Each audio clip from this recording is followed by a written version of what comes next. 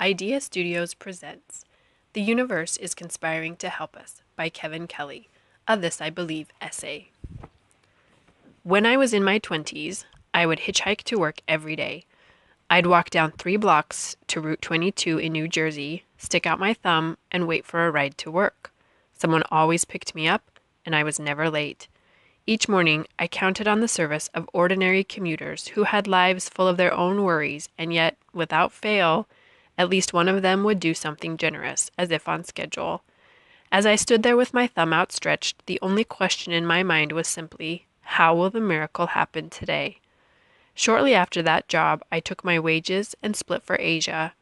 I've lost track of the number of generous acts aimed at me there, but they arrived as dependably as my daily hitchhiking miracle. I have developed a belief about what happens in these moments, and it goes like this. Kindness is like a breath. It can be squeezed out or drawn in. To solicit a gift from a stranger takes a certain state of openness. If you are lost or ill, this is easy, but most days you are neither, so embracing extreme generosity takes some preparation. I learned to think of this as an exchange. During the moment the stranger offers his or her goodness, the person being aided offers degrees of humility, indebtedness, surprise, trust, delight, relief, and amusement to the stranger. One year, I rode my bicycle across America. In the evenings, I'd scout houses for a likely yard to camp in.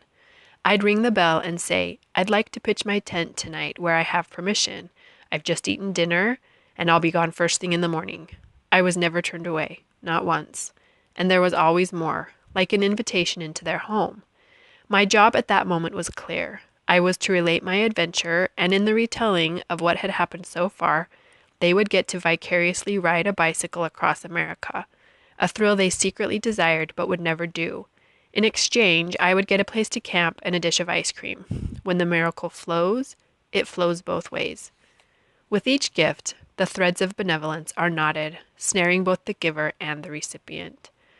I've only slowly come to realize that good givers are those who learn to receive with grace as well.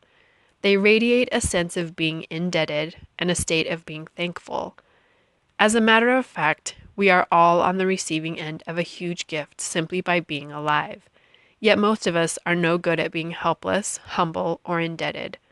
As with my hitchhiking rides, the gift is an extravagant gesture you can count on. No matter how bad the weather, soiled the past, broken the heart, hellish the war, I believe all that is behind the universe is conspiring to help us if we humble ourselves enough to let it.